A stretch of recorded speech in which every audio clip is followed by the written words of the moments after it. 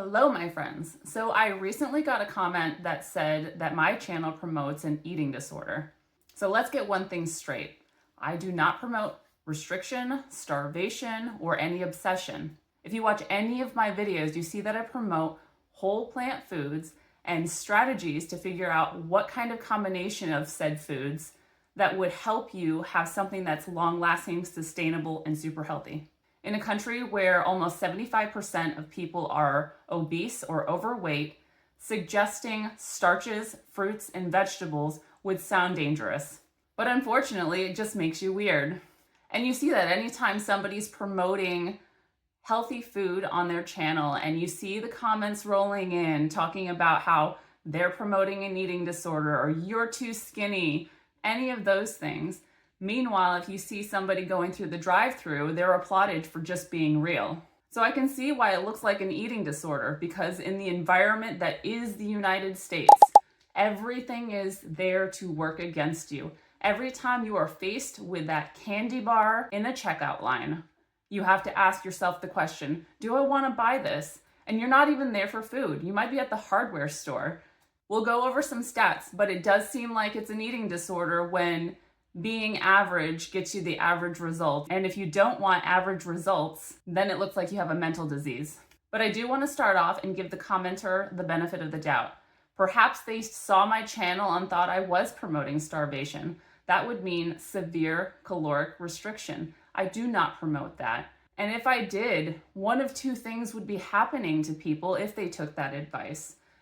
One, you'd be failing on your weight loss journey. If you were restricting calories so severely, it might start a restrict binge cycle. And that's a cycle that usually makes people get heavier over time. And the other one, say you succeeded on the low calorie diet, you might just be losing your health. And that would look like hair loss, weight loss, maybe a loss of your period. There's a lot of ways your body eventually breaks down when you're not eating enough food. Neither of these things is something I am promoting. I'm promoting wholesome plant foods, eating enough so you're feeling good and reaching your goals. So the intent and philosophy of my channel is that of nourishment and not punishment.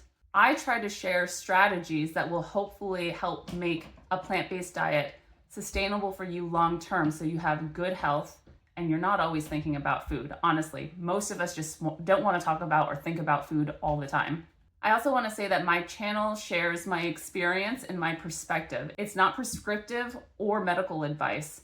We have doctors for that. We have healthcare professionals for that. So if you find that my channel is a trigger for you because you've had an eating disorder in the past, I would tune me out entirely. But just because I might be a trigger for you doesn't mean I might not be helpful for somebody who's been having a hard time losing their weight on a plant-based diet. Eating disorders are serious and they can be kind of common in the plant-based diet. I think that's because veganism or plant-based diets in general tends to attract those who already have eating disorders. It allows them a form of restriction. But there are many people who have a plant-based diet or at least use some of the plant-based strategies to help with their health or their weight. Obesity and chronic disease is very rampant in the US, and these issues are driven by ultra-processed foods, which make eating wholesome plant foods sound abnormal. Did you know that 40.3% of adults aged 20 or older are obese in the US?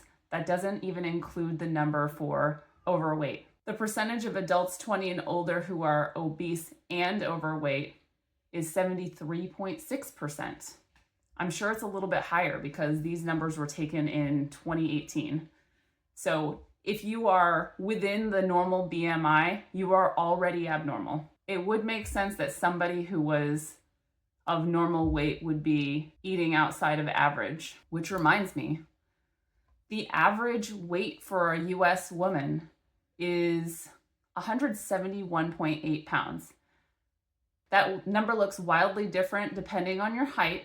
So obviously somebody who's 6 feet tall at 170 might look very different than somebody under 5 feet tall. And then somebody who works out and does powerlifting is going to be much heavier than somebody who just runs or doesn't do any fitness at all. So that number doesn't always mean anything, but in a world where exercise isn't even the norm either, that number is concerning. And then it just comes right down. If you're a parent and that's you, usually you share the same exact habits of your children, because that's what we pass down. We may pass down our genetics, but truly we are passing down our habits down to our kids. And you see it in the numbers as well, because the percent of children ages 2 to 5, there are 12.7% of those children that are obese.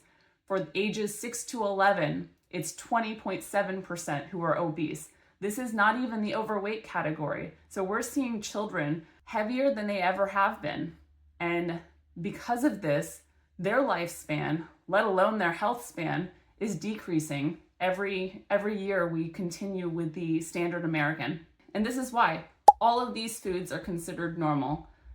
This is what we would share with our children because it's more convenient.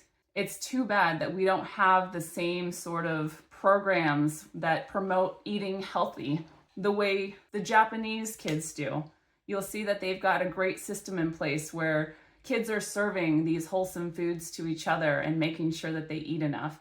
Instead, we now live in a country where even the brand of chicken nugget might put off a kid because they just can't handle it. They might be very picky about the kind of pizza they eat or how well done it is, let alone trying to provide healthy food anymore because they don't see it in the home. It's just not common anymore. The fact that I get made fun of for having kids that eat vegetables because I must be a crazy mom.